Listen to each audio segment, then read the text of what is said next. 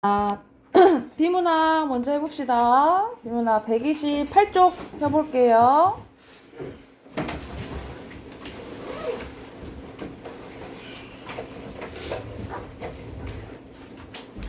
자, 128쪽 보면은 여기서는 이제 조선시대에 거리를 측량했던 술의 길이고차에 대해서 나오네요. 그래서 오늘 두 지문을 하면은 이제 기술 부분이 이제 끝나고 마지막에 이제 예술 분야가 이제 나오거든요. 그래서 아무래도 이게 시험 기간에 전에 끝날 수도 있고 안 끝날 수도 있는데 거의 시험 기간 전에 비슷하게 끝날 것 같아요.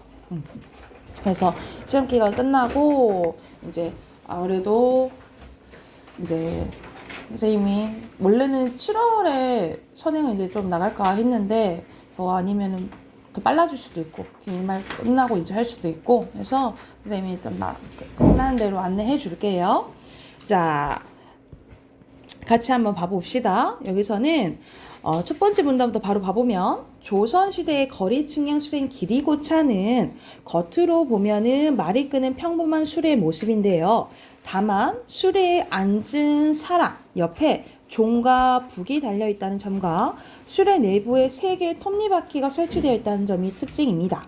길이고차는 일정한 거리를 움직이면 종 또는 북이 자동으로 울리는 구조였지만 종이나 북이 울릴 때마다 그 횟수를 사람들이 책에 기록했기 때문에 반자동 거리 측량 수레에 해당된다라고 보시면 되겠죠. 그러니까는 이 종소리를 통해서 뭐를 하는 거야? 거리를 이제 잰다라고 생각하시면 되겠죠.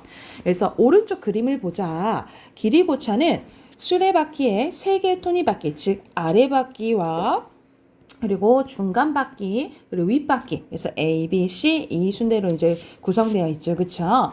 길이고차 이제 수레바퀴는 둘레가 이제 십자인데 수레바퀴가 12회 회전하는 동안 아랫바퀴가 한 번 회전하고 이때 수레가 움직인 거리는 120자가 된대요. 그리고 아랫바퀴가 15회 회전하는 동안에 중간 바퀴는 한 번 회전하게 되는데 거리로는 1800자가 된다라고 보시면 되겠죠. 그래서 이게 이제 아무래도 이런 숫자와 관련된 지문이 나오면 아무래도 지문이 나오기 좋겠지. 그치? 계산을 하는 게 좋겠죠.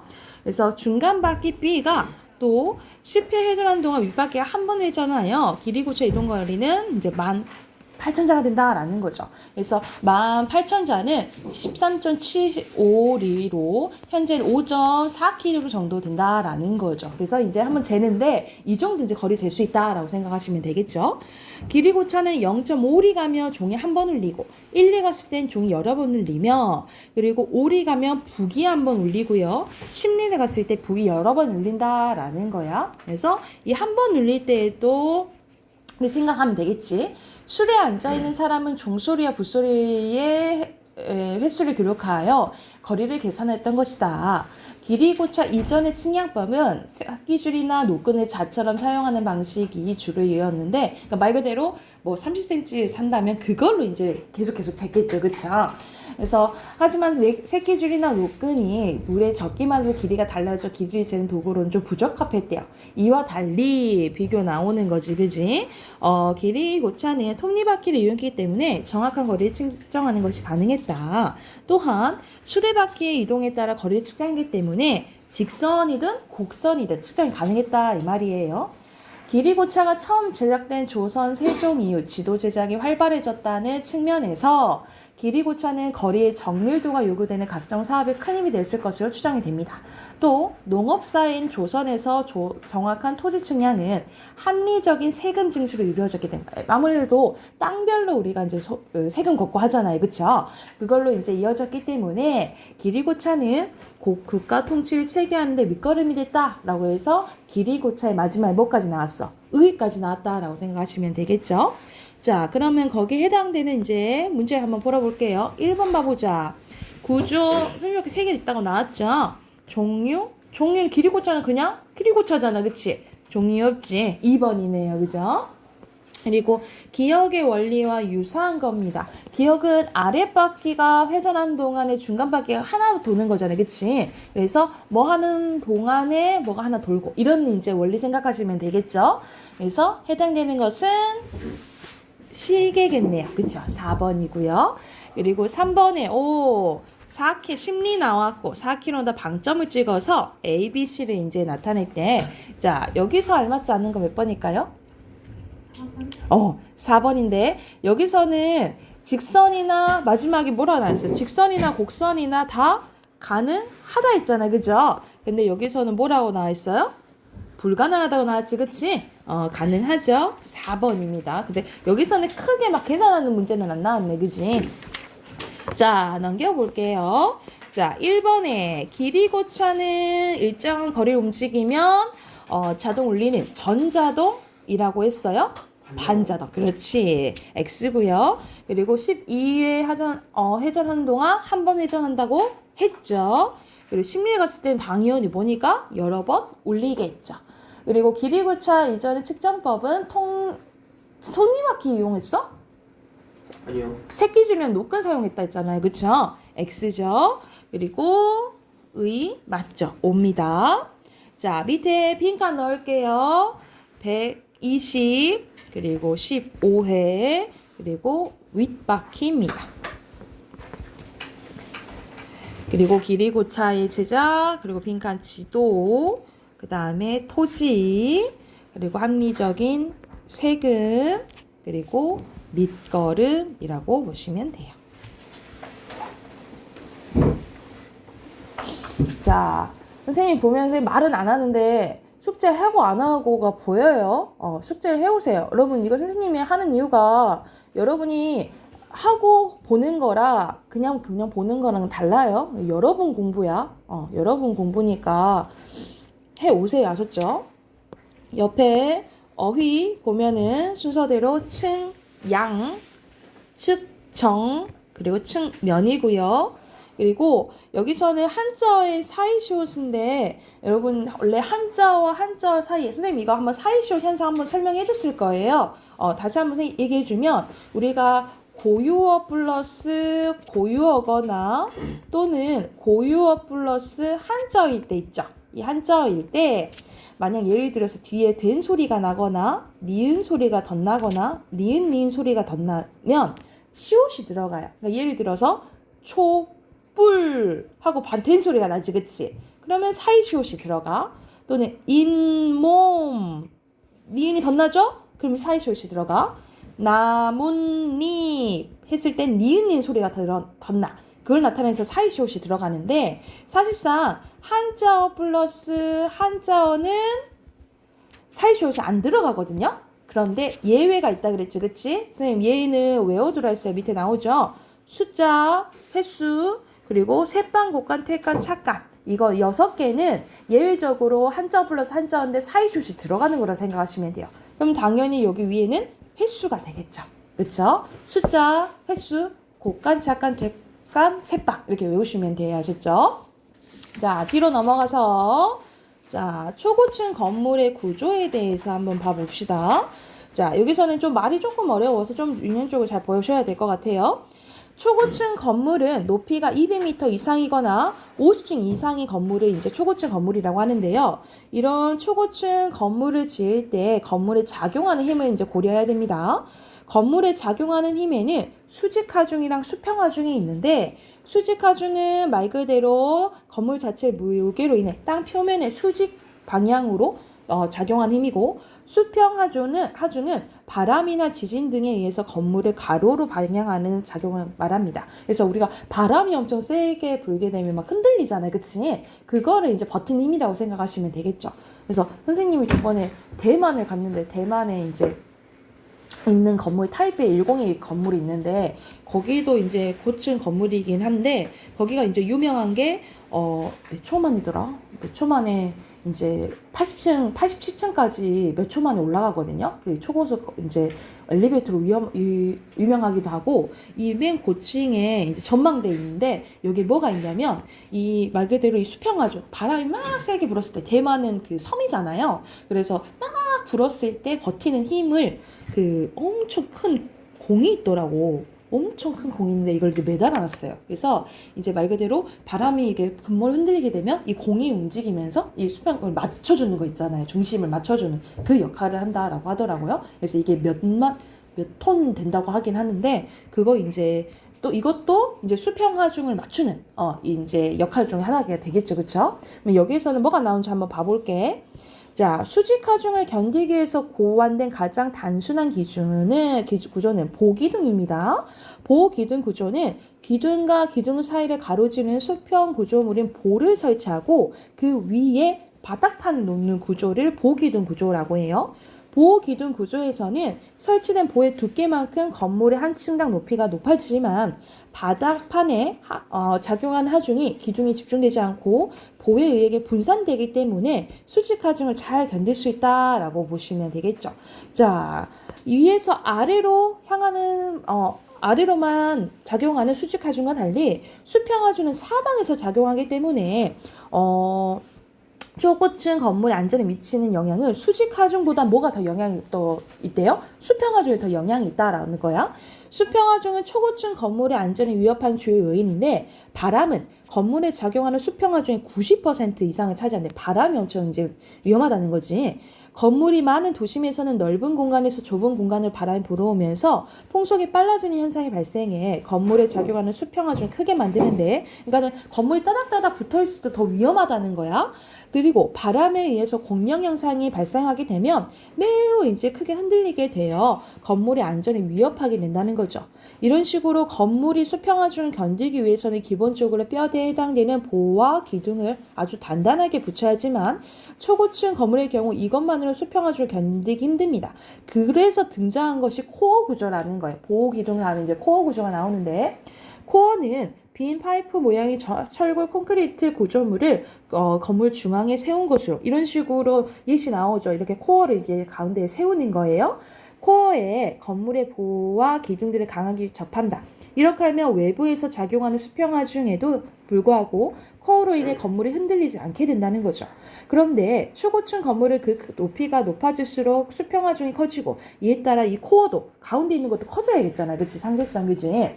그래서 코어 구조는 가운데 빈 공간이 있어 공간 활용의 효율성이 떨어지기 때문에 초고층 건물은 코어에 승강기나 화장실, 계단, 수도, 파이프 같은 시설을 설치하는 경우가 많다는 거예요. 공간을 잘 활용하기 위해서.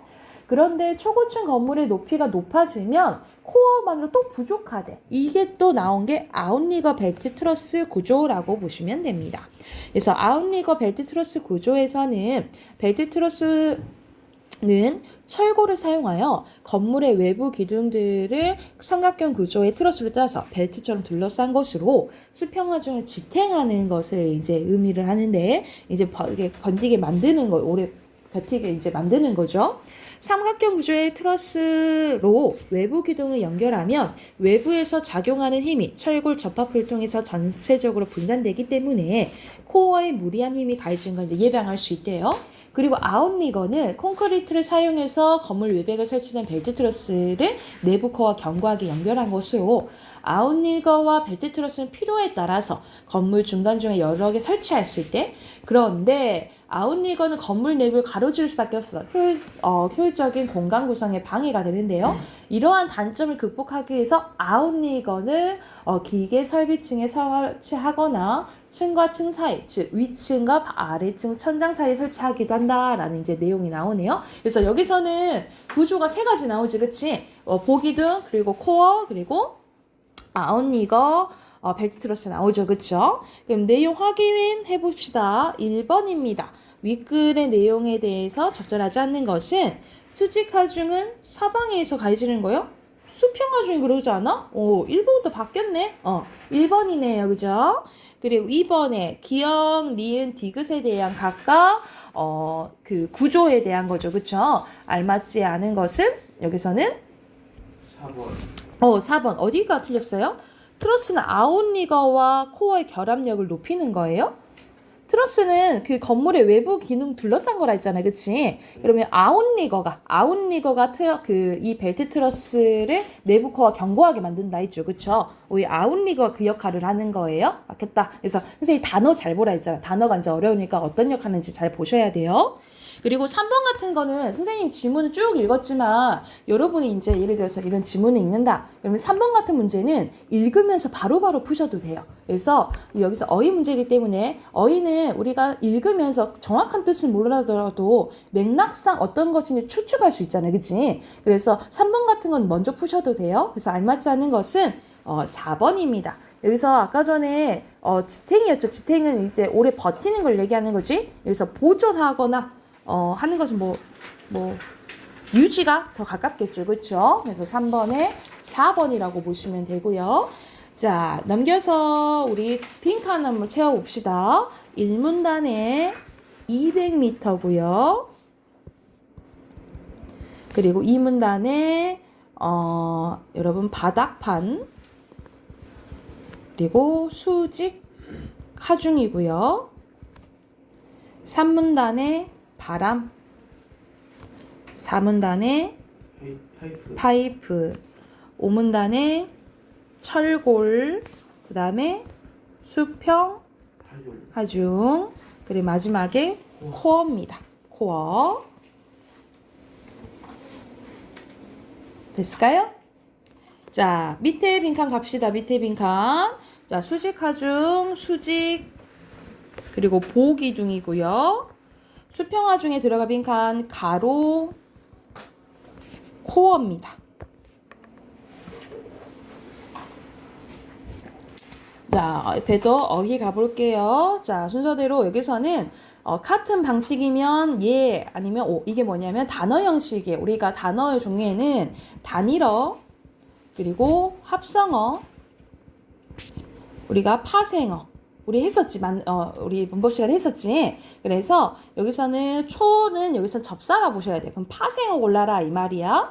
파생어는 요술쟁이 맞고요. 그리고 여러분 거는 풋잠 나왔죠? 풋잠도 맞아요. 그리고 여기서는 덮밥, 덮은 밥이야. 이건 합성어예요. X입니다. OOX고요. 그리고 순서대로 니은, 디귿, 리을, 기역, 미음입니다.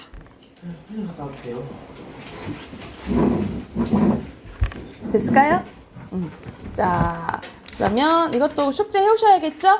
예술 1, 2 숙제로 해오십시오. 143쪽까지. 143쪽까지 숙제로 해오시고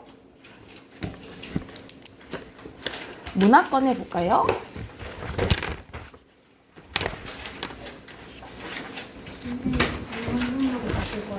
네.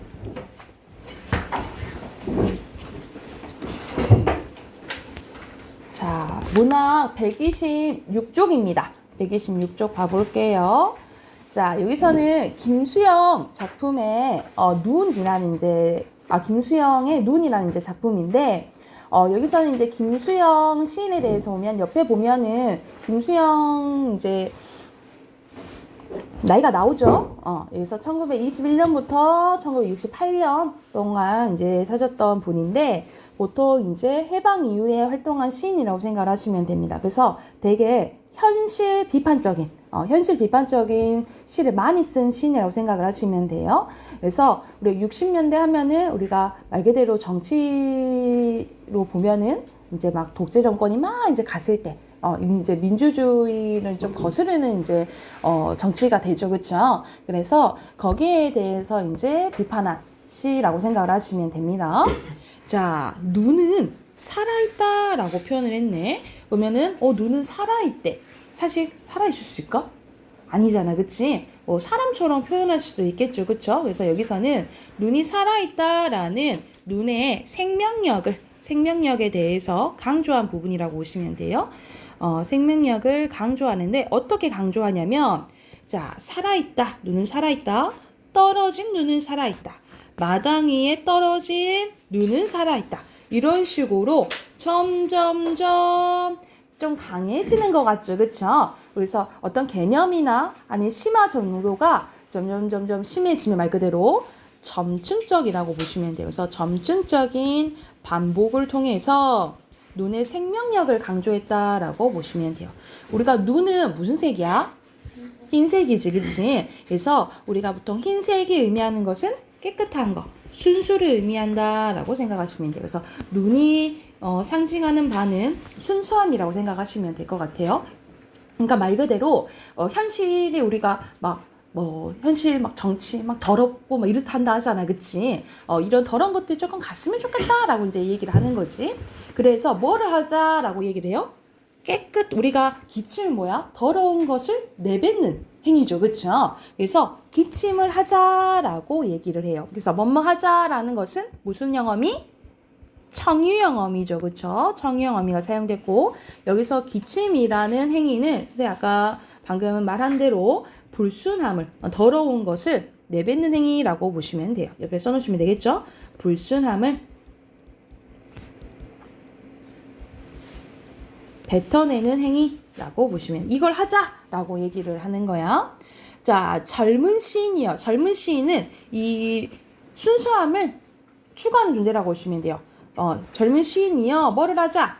기침을 하자 하고 또 반복되네, 그치? 그럼 반복된다라는 거 뭐 하고 싶은 거예요? 강조하고 싶은 거죠, 그쵸? 눈 위에 대고 기침을 하재요.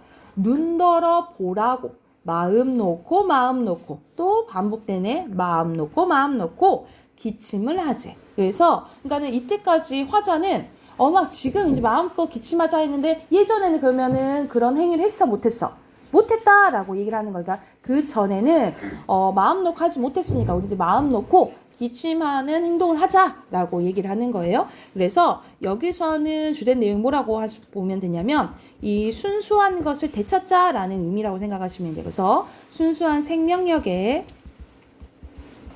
회복에 대한 의지가 드러난다라고 보시면 되겠죠. 순수한 생명력의 회복에 대한 의지가 드러난다라고 써놓으시면 돼요. 그래서 또 반복되네. 눈은 살아있다. 자, 죽음을 잃어버린 영혼과 육체를 위하여. 그러니까는 죽음을 잊어버린 영혼과 육체는 무슨 뜻이라고 생각하시면 되냐면 그만큼 죽음을 초월해서 뭘 추구하는 거야? 이 순수를 추구한다라고 생각을 하시면 되겠죠. 그러만큼 각오가 되어 있다라고 생각하시면 되겠죠. 눈은 새벽이 지나도록 살아있대요. 그래서 또 이제 반복된다라고 생각하시면 되겠죠. 기침을 하자. 젊은 시인이요. 기침을 하자. 눈을 바라보며 밤새도록. 밤은 여기서는 부정적인 현실을 의미해요. 그래서 부정적인 현실, 이제 부조리한 현실을 의미하고 되겠죠. 고인 가슴에 가래라도 마음껏 뱉자라고 얘기 나오네. 그래서 이 가래는 말 그대로 불순한 것, 순수하지 않은 것을 얘기하는 거죠. 그래서 실제적으로 봤을 때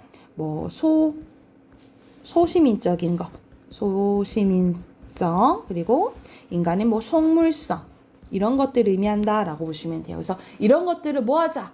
극복하자라고 얘기한 시라고 생각을 하시면 됩니다. 그래서 여기서는 전체적으로 상징하는 바도 많고요. 그리고 반복되는 것도 많지, 그치? 그리고 뭐뭐 하자, 청유형어미가 사용됐다라고 생각하시면 돼요. 그래서 밑에 주제 쓸게요. 주제는 순수하고 정의로운 삶에 대한 소망과 의지가 드러나 있다라고 보시면 됩니다.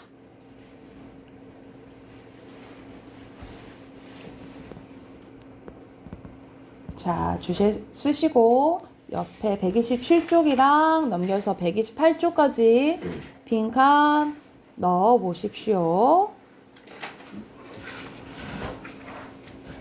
답 확인해 봅시다. 자, 1번에 여기서 시의 화자는 이 불순함이 갔으면 좋겠고 순수한 상태를 바라는 거잖아요. 그쵸? 그래서 가장 적절한 것은 3번이죠. 여기서는 이제 순수한 삶이 발육됐으면 좋겠다라고 바라는 거고요. 자, 2번 잠깐 봐보죠. 여기서 알맞지 않은 것은 보기 봐볼게요. 김수영이 누는 대통령이 장기 집권에서 삼선 제안의 철폐를 핵심하는 헌법 개정안 통과시킨 억압 속의 부패한 사회 현실을 배경으로 창작된 작품이다. 그래서 시인은 이 작품을 통해서 비겁서, 속물근성, 소시민성 같은 부정적인 것을 내버려버리고 순수하고 강인한 생명력을 갖춘 삶을 회복하려는 의지를 표현했다. 그러니까는 완전한 이제 민주주의가 됐으면 좋겠다라는 걸 바라는 거라 했잖아, 그치? 그래서 여기서 알맞지 않은 것은 젊은 시인은 그것을 순수한 삶을 바라는 사람이라 했죠. 그쵸? 전혀 이건 긍정적인 거야. 부정적인 거 아니지. 2번에 3번입니다. 2번에 3번이고요. 3번 가보자. 여기서는 시의 표현사의 특징으로 자 반복 계속 됐죠. 그쵸? 청유형도 쓰였지. 그치? 변형을 기반 점층 나와 있죠. 그쵸? 공감각적 이미지는 얘기 안 했잖아. 그치? 없잖아. 그죠? 3번은 몇 번? 3번입니다. 자, 넘겨서 자, 빈칸 넣어볼게요. 빈칸 순서대로 눈 그리고 가래고요. 그리고 기침은 자기가 깨끗해지려고 하는 거잖아요. 그치? 자기 정화의 노력이고요. 그리고 순수한 삶에 대한 소망과 의지라고 보시면 됩니다. 그리고 표현상의 특징은 뭐뭐하자라는 청유형어미 반복됐고요. 기침을 하자는 반복과 점층이라고 보시면 되고 운율을 형성해준다라고 보시면 됩니다. 그리고 젊은 시인은 순수함을 지키고자 하는 존재고요. 그리고 스스로 의지를 다지는 화자 자신이라고 생각하시면 돼요. 됐을까요?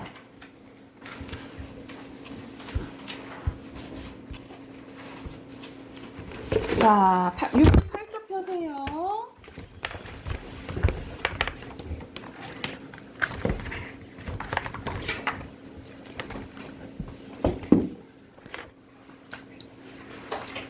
자, 68쪽. 어휘의 체계와 양상 봐볼게요. 이 부분은 되게 쉽거든요. 그래서 오늘 빨리빨리 할 거야. 빨리빨리 해서 빨리빨리 나갈 거예요.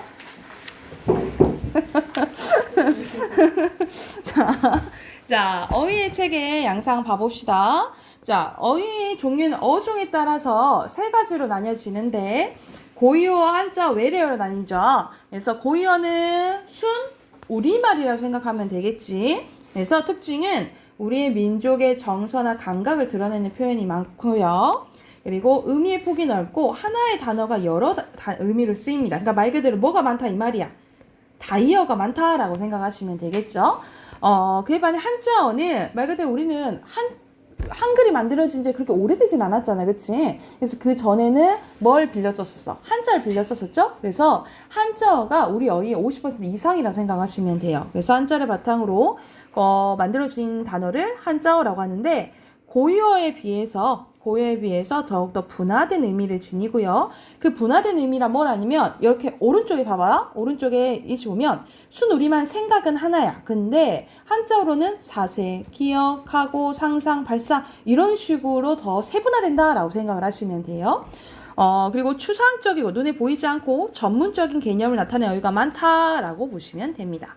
외래어는 외국어랑 달라요. 다른 나라에서 들어와 우리말처럼 쓰이는 말을 외래어라고 하는데 우리말의 어휘를 보충해서 우리말을 풍부해주게 해주고요. 그런데 지나치게 사용할 경우 우리말이 점점 줄어들겠잖아요. 그치? 그래서 대체적으로 뭐가 필요하냐면 국어의 순화가 필요하다라고 보시면 됩니다. 그러니까 우리말로 바꿀 수 있으면 바꿔야 된다라고 생각을 하시면 돼요. 이해가 됐을까요?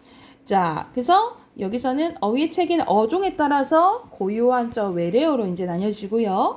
자, 그리고 밑에는 지역에 따라 어휘는 지역적 원인, 사회적 원인에 따라서 말 그대로 지역 방언, 사회 방언으로 나뉘어져요. 자, 지역 방언은 지역에 따라서 달라진 말입니다. 그래서 같은 말로 뭐예요? 사투리 얘기하는 거예요. 사투리. 그래서 같은 방언을 사용하는 사람들끼리는 유대감과 친밀감을 느끼게 해주고요. 우리말의 다양성을 보여준다라고 보시면 되겠죠. 그래서 예시가 우리가 옥수수가 표준어라면 강릉, 서울, 당시, 옥시기, 옥시시, 강낭대주 이렇게 이제 다양하게 부른다라는 거지, 그지? 그리고 사회 방언은요. 사회, 세대, 직업, 사회 집단 등 사회적 요인에 따라 달라진 말이에요. 그 대표적인 게 전문어와 은어와 유행어가 있거든요. 그래서 사회용 집단의 특성을 반영해서 구성원의 소속감을 강화하거나 아니면 의사소통의 효율을 높이는 게 사회방언의 특징이라고 보시면 됩니다. 특히 전문어 같은 경우에는 효율성을 많이 높여줘요. 그래서 우리가 의사들이 이런 의학 용어들 아니면 법률 용어들이나 이런 것들 쓸 때는 되게 효율성을 높여준다라고 생각하시면 됩니다. 그래서 전문어는 말 그대로 전문 분야에서 쓰는 말로 의미가 구체적이고 명확해서 다의성이 적고요. 일반인들은 이해하기 어려워요. 그래서 약간의 소외감을 느낄 수 있다라고 보면 되고요.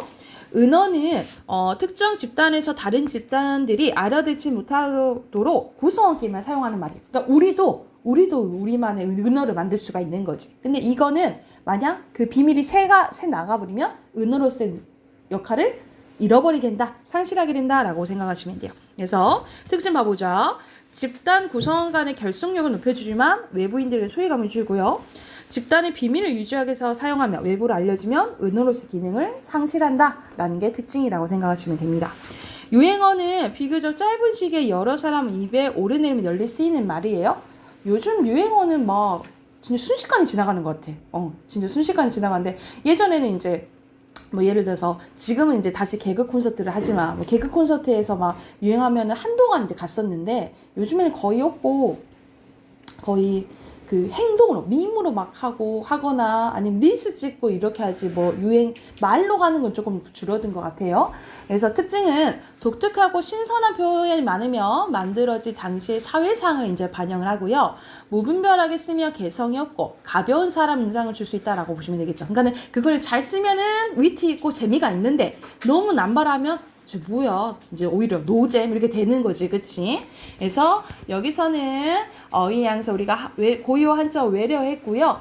지역방언, 사회방언에 대해서 했어요. 이거는 여러분 예시를 잘 봐야 돼. 왜냐면은 여러분이 한자를 잘 모르기 때문에 한자인지 고유어인지 헷갈릴 때가 되게 많거든요. 그래서 이제 그 예시를 한번 많이 봐야 돼. 그리고 과일 이름 중에는 은근히 이제 한자인 경우가 되게 많아요. 그래서 참고하시고 69쪽부터 71쪽까지 문제 풀고 답 확인해 볼게요. 문제 바로 풀어봅시다. 채점을 안 했구나. 여러분 잠깐만. 잠깐만 61쪽 채점 안 했죠? 61쪽부터 채점할게요. 61쪽이란다. 65쪽. 65쪽부터 채점할게요. 자, 하나의 어근이면 단일어죠. 그치, X. 그리고 복합어 맞고요. 그리고 그래서 앞에 붙으면 접두사고, 접두파생어고 뒤에 붙으면 점입파생어겠잖아, 그치? X죠. 그리고 바꾸는 기능도 하죠. 그리고 덮밥 순서대로 덮밥, 책가방, 구름, 나무, 그리고 햇병아리 이렇게 쓰시면 되고, 자, 멋쟁이는 뒤에 전미사, 계살고, 접두사, 반납, 합성어, 신압으로 어근 하나예요. 그리고 밑에 대등, 춘추, 융합, 그리고 오르내리다, 대등, 손수건, 종속, 큰아버지도 종속, 그리고 논밭, 대등, 피땀, 융합 이렇게 보시면 되고요. 그리고 순서대로 단일어, 합성어, 접사, 그리고 접두사입니다. 됐을까요? 자, 뒤로 넘겨봅시다. 자, 뒤로 넘기면 자, 여기서는 기역, 니은, 디귿, 릴, 미음 잘 봐야겠지? 적절한 거예요. 자, 첫 번째, 사과는 하나의 단일어죠, 그쵸? 쪼갤 수 없는 최소 의미 단위, 최소 의미 단위가 아니고 혼자 자립할 수 있는 의미 있는 거예요. 쪼갤 수 없는 의미 단위 형태소를 얘기하는 거죠. X 이거 아니에요. 구름은 접사 아니고요. 어근이죠. 어근 플러스 어근이고요. 밤낮. 오가다는 어근 플러스 어근이죠. 답 4번이네요. 그리고 어근 플러스 어근이요. 손수건. 그래서 1번에 4번. 2번에 단일어는 어근이 하나로 이루어진 단어로 여기서는 사랑이죠. 2번에 사랑. 자, 3번입니다. 꽃 하늘 마음 단일어져. 어근 하나 있으니까 그러면 3번이고요. 자, 4번에 합성어네. 어근 플러스 어근이니까 합성어에 대한 설명은 3번이죠. 자, 그리고 5번에 합성어에 대한 설명이다. 적절한 합성어에 대해서 골라라 이 말이야. 잡히다는 여러분, 잡다, 그리고 잡힘을 당하는 거지, 그치? 여기서 희는 피동을 나타내는 피동 접미사예요. 그래서 접사예요. 어근 플러스 접사야. 땡. 그리고 늦더위는 늦은 더위지. 늦은 더위 꾸며주니까 종속이고요. 종속. 피땀은 융합이라고 했죠, 그쵸? 그리고 책벌레는 제 책벌레야. 그래서 책을 많이 보는 그런 사람을 이제 나타내는 말이죠. 그래서 이제 융합입니다. 4번입니다. 진짜 책에서 생긴 벌레가 있을 수도 있지만 이거는 이제 비유해서 놀리는 그 별명같이 부르는 거니까 5번이 4번이고요. 높푸르다는 높고 푸르다는 대등 합성어예요. 그래서 답은 4번. 자, 7번 갑니다. 학습지 안 오고 왔어요? 7번에 여기서 해당하는 거, 여기서는 한쪽이 다른 한쪽을 꾸며주는 종속합성어 해야 돼요. 그치? 종속합성어 고르라 이 말이야. 여러분 여기서 마소는 말과 소거든요. 그래서 이거 말과 소예요. 대등이에요. 그래서 여기서 해당되는 것은 국을 담는 그릇 2번입니다. 자, 접사임을 암했자는 것은 선생님 어저께 물어봤었지. 돌은 품질이 떨어지는 뜻이에요. 반대야. 그래서 8번에 1번입니다. 나머지는 맞다라고 생각하시면 되겠죠. 그리고 9번의 기억은 품사를 바꿔준대요. 그러면은 접미사여야 되겠지. 접두사는 안 되지. 땡땡땡. 근데 쟁이는 고집은 명사죠. 근데 고집쟁이도 명사죠. 이것도 아니야. 걱정은 명사지만 걱정스럽다는 형용사죠. 바꿔주면 5번이네요. 자, 10번 갈게요. 10번은 여러분 봐봐. 군밤은 구운 밤이야. 구운 밤이어서 이거는 합성어예요. 그리고 이거는 파생어죠. 그쵸? 그래서 선생님 접사는 동그라미 칠게. 자, 그러면은 어근 2개고요. 모두 접두사가 쓰였냐? D는 접미사죠. C의 D는 접사는 의미가 같냐? C와 D의 접사는 의미 같지 않죠. 모두 합성어나 파생어가 복합어긴 하죠. 그치? 10번에 4번입니다. 10번에 4번. 자, 11번에 여기서는 클로바랑 다이아몬드로 표시를 하래요. 그래서 어근은 클로바, 접사는 다이아몬드네. 그쵸? 그러면 이렇게 표시하면 접두사가 있어야겠네. 그쵸? 접두 파생어 고르라 이 말이야. 그러면 답은 맞죠?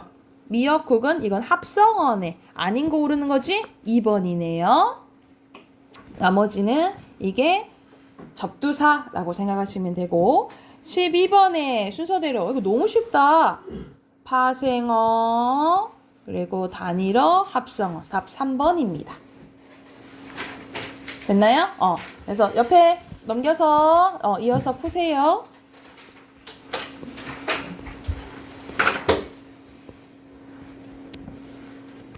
자, 답 확인.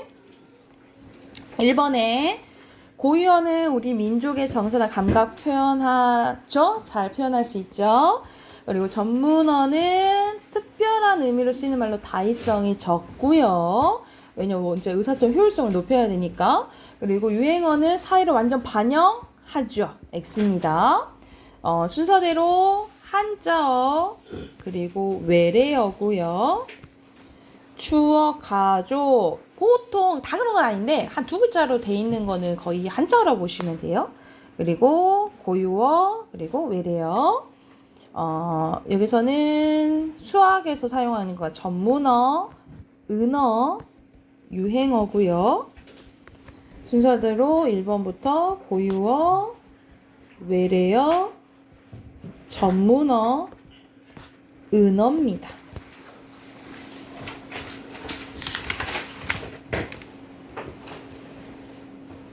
됐나요?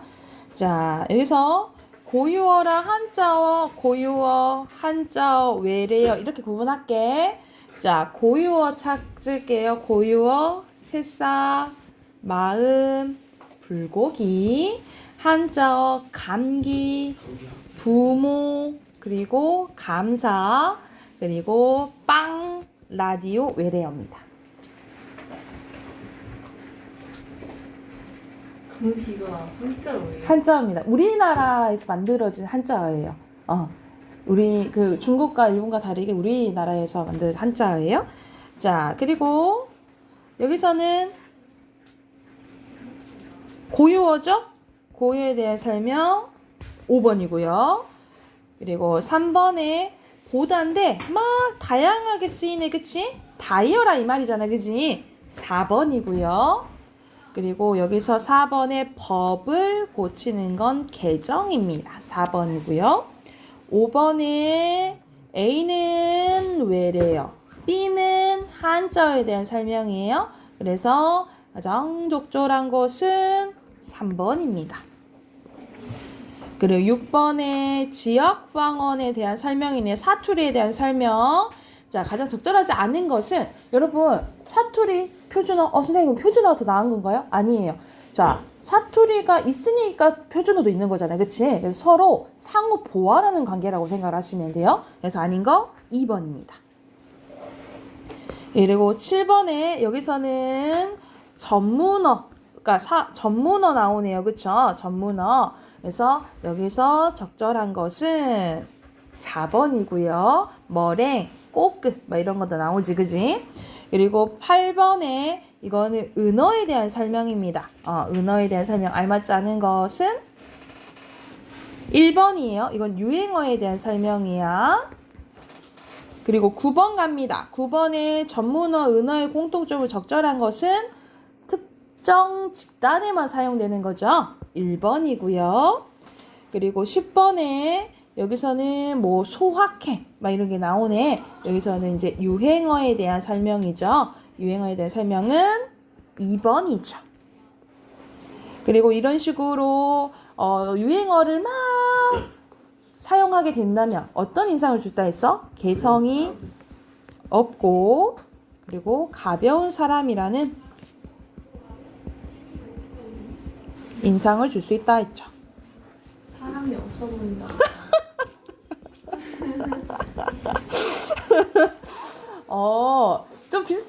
좀 비슷하긴 한데, 좀 가벼운 사람을 좀 바꿔봅시다. 없어 보인다는 조금, 좀 그러네. 좀 가벼운 사람으로 고쳐봅시다. 좀 맞긴 맞는데, 맞긴 맞는데, 그렇네, 좀. 자, 넘겨서 72쪽 가봅시다. 72쪽. 오늘 선생님 여기까지만 72쪽 여기까지만 할게요. 알겠죠? 72쪽 여기 해당은 더 안 나갔겠지, 너. 자, 금방이에요, 이거. 자, 우리가 관계가 단어들의 관계가 많거든요. 총 5가지가 있어요. 이 5가지 중에 지금 2가지 할 거야. 자, 첫 번째는 유의관계입니다. 유의관계는 비슷한 관계라고 생각을 하시면 돼요. 그래서 자, 개념 보면은 비슷한 의미를 지닌 둘 이상의 단어를 맺는 의미 관계를 유의관계라고 하고, 이 유의관계를 이루는 단어들을 유의어라고 합니다. 유의어. 근데 유의관계랑 헷갈리지 말아야 될 게 동의관계예요. 동의관계는 아예 똑같은 걸 얘기를 하거든요. 근데 유의관계는 완전 똑같지는 않아요. 그래서 왜냐하면 쓰는 이제 상황에 따라 맥락이 조금 달라진다라고 생각을 하면 돼. 그래서 특징 봐보자. 유의관계를 이루는 단어들의 미묘한 의미 차이가 있기 때문에 상황이나 문맥에 따라 바꿔 쓸 수 있지만 그렇게 하지 못하는 경우도 있다라고 보시면 되겠죠. 그래서 봐봐. 공을 잡다 쥐다는 돼. 멱살을 잡다 쥐다는 돼요. 그쵸? 근데 주먹을 잡다는 안 되지만 주먹을 쥐다는 되다는 거죠. 그쵸? 그리고 택시를 잡다는 되지만 택시를 쥐다는 안 된다는 거죠. 그치? 이런 식으로 잡다와 쥐다는 이렇게 같이 쓰는 경우도 있지만 이렇게 달리 쓰는 경우도 있다라고 보시면 돼요. 그래서 완전히 똑같지는 않다라는 거 알아두시고요. 그래서 유의어를 활용하여 다양하고 풍요로운 문장을 만들 수 있고요. 풍부한 언어 생활을 할 수 있다라고 생각하시면 되고, 그래서 옆에 왜 그래 우리말은 유해어가 발달했나요? 그 이유가 나와 있는데 고유어, 한자, 외래어를 섞어 쓰기 때문이에요. 그래서 봐봐. 아내, 처, 와이프 각각 고유어, 한자, 외래어 다 있는 거지. 그치? 그래서 아내라고 하는 사람도 있고 처라고 하는 사람이 있고 그리고 와이프라고 하는 사람이 있지만 우리가 듣기에는 조금씩 뭔가 느낌이 사람마다 받는 느낌이 조금 다른 거지. 그치? 그리고 높임법이 발달했기 때문입니다. 그래서 당신을 나타내는 이인칭을 나타내는 게 너도 되고 자네, 당신, 댁, 제군 이렇게 될 수도 있다는 거지. 그리고 감각어가 발달했습니다. 우리가 옐로우에 해당되는 노랗다 있잖아요. 근데 보통 뭐 한자로는 황색 이렇게 되는데 우리는 노랗다도 되지만 누렇다라 그리고 여기서 노르스름하다 노래끼리하다 그 느낌이 조금씩 다르잖아. 그치? 그래서 이제 유어가 많다라고 생각하시면 되고 국어 순환을 위해 정책적으로 말을 만들어냈기 때문입니다. 그래서 여기서 FAQ는 자주 하는 질문 그리고 금기어를 피하려 했기 때문이에요. 우리가 천연두라는 것은 이게 돌림병이었거든. 유행한 돌림병이어서 사실 그때 대상이 의학기술이 발달하지 않기 때문에 우리가 지금 그 코로나 막 이렇게 무서워하는 것처럼 되게 직접적으로 말하면 더 이제 올까봐 이게 기피하는 현상이 있었어요. 그래서 대신에 뭐라 불렀다는 거야? 마마, 손님 온다. 뭐 이런 식으로 표현했기 때문에 이런 대체어들 때문에 유해 관계가 생겼다라고 생각을 하시면 됩니다. 그래서 밑에는 이제 유의 관계 예시 나왔던 거고, 자 밑에는 반의 관계입니다. 이 반의 관계는 말대로 반대라고 생각하시면 되겠죠. 조리상의 단어의 의미가 서로 짝을 이루어서 대립하는 의미 관계를 반의 관계라고 하는데 반의 관계를 이루는 단어들에는 반의어가 있습니다. 그런 특징, 이거 완전 중요해. 특징. 자, 여기 별표 쳐놓자. 반의 관계에 있는 단어들은 오직 한 개의 의미 자질만 다르고 나머지는 똑같아야 돼요. 두 가지가 달라져 버리면 반의 관계 성립된다 안 된다? 안 된다라고 생각하면 돼. 그래서 예를 들어 봐봐. 남성, 여성은 반의 관계가 돼요. 처녀 총각은 반의 관계가 돼요. 왜냐면 뭐만 다르니까? 성별만 다르니까. 근데 예를 들어서 할아버지랑 손녀는 반의 관계가 될까? 반의 관계가 안 되는데 왜냐면 성별도 다르고 뭐도 달라요. 나이도 다르지, 그치? 두 가지 의미 자질이 달라져 버리죠, 그쵸? 그래서 이때는 반의 관계가 성립된다 안 된다? 안 된다 기억하시면 돼. 이거 기억하시면 돼. 오직 한 개만 달라야 돼요. 그리고 하나의 단어에 여러 개의 반의 관계가 있을 수 있습니다. 그러니까 소년의 반대는 소녀도 될 수 있고 소년의 반대는 나이로 봤을 때는 노년도 될 수 있다라는 거고요. 어떤 단어가 반의어면 각 의미에 따라서 반의어가 달라집니다. 그래서 주다, 이때 주다의 반대는 받다, 여기서 주다는 빼다, 여기서 주다의 반의어는 거두다 이렇게 된다라는 거죠. 그래서 이 반의 관계도 완전히 달라지면은 뭐 정도에 따라 뭐 방향 반의어 그리고 뭐 정도 반의어 그리고 뭐 상반 반의어가 있는데 이거에 대해서는 뭐 거기까지는 알아도 뭐 몰라도 될 것 같고요. 여기서는 이제 한 개 의미만 다를 때 반의 관계가 성립된다 이 정도만 알아두시면 될 것 같아요. 그럼 바로 옆에 또 문제 풀어볼게요. 75쪽까지 문제 풀어보자. 문제 풀고 답 확인하고 끝내줄게요. 아시죠?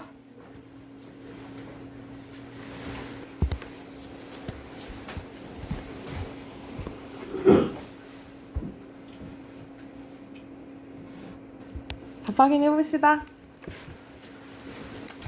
자, 여기서는 서로 비슷한 거 맞죠? 그리고 모든 문맥에서 바꿔줄 수 없다 했지, 그치? 그리고 동의관계는 잘 발견하기 어려워요. 그리고 반의어 달라질 수 있고요. 얼굴나 유의관계의 3거지 반의관계. 그리고 유의관계에 비슷한 거는 기역, 니은이고요. 그리고 벗었다의 반대, 입었다, 맞게끔, 문맥에 맞게끔이니까 과거형을 하시면 되겠죠. 그리고 쓰세요. 그리고 졌다. 보시면 되겠고요. 그리고 빈칸, 유의, 반의, 그리고 유의어, 그리고 반의어입니다. 자, 1번에 빨갛다, 붉다, 유의관계죠? 답 1번. 그리고 유의어는 여러 가지 유의어를 활용하면 자, 여기서는 풍요로운 문장 만들 수 있다 했죠. 앞에 나왔었지? 5번이고요. 자, 여기서는 의미가 같은 거, 비슷한 거, 반대, 그리고 비슷한 거, 완전 이거는 다른 거 아니야? 그치? 이건 뭐 어떻게 할 수가 없네. 답 2번이죠. 그리고 4번에 더러, 간혹, 이거는 비슷한 유의관계잖아요. 그래서 답 3번이고요. 그리고 5번에 여기서 보면은 성격이 다른 게 미음이죠. 그쵸? 미음이고 기역과 이제 리을은 유의관계에 있는 말이고요. 미음은 반의관계에 있는 말이다 라고 쓰시면 되겠죠. 기역과 리을은 유의관계에 있는 말이고 미음은 반의관계에 있는 말이다 라고 쓰시면 됩니다. 그리고 바꿔 쓸 수 없는 말은 너를 볼 안면이었구나. 조금 그렇죠? 2번이에요. 자, 그리고 7번에 적절하지 않은 것은 여기서는 몇 번이에요? 4번이고요. 그리고 8번에 반이어가 사용된 것을 알맞지 않은 거 주고받는다. 달면 쓰면 가까운 먼. 그리고 빠지면 잡는다는 아니죠. 4번이죠. 그리고 9번에 반이어도 달라질 수가 있대. 그래서 넣다인데 또 박다가 된다라고 보시면 되겠죠. 그치? 그러면 여기서는 넣다 아니면 빼다가 될 수 있는 거잖아요. 그쵸? 그러면은 넣다가 될 수 있는 거는 3번이죠. 그쵸? 그리고 10번은 선생님이 강조한 거 있잖아. 한 개의 의미 자질만 다르고 나머지는 공통적이다. 그렇지. 공통적임을 알 수 있다. 이렇게 쓰시면 되겠죠. 그리고 의미가 다른 거 땅땅땅. 오, 이건 비슷한 거죠? 5번이네요. 나머지는 반이고. 자, 여기서는 나와 대립되는 것은 뭐예요? 대립돼야 돼. 2번. 남이죠. 남이 돼야겠지. 타임. 2번입니다. 됐을까요? 네. 여기까지 하고 선생님 숙제는 어휘 외우는 거랑 비문학만 꼭 해오세요. 아셨죠? 네. 응.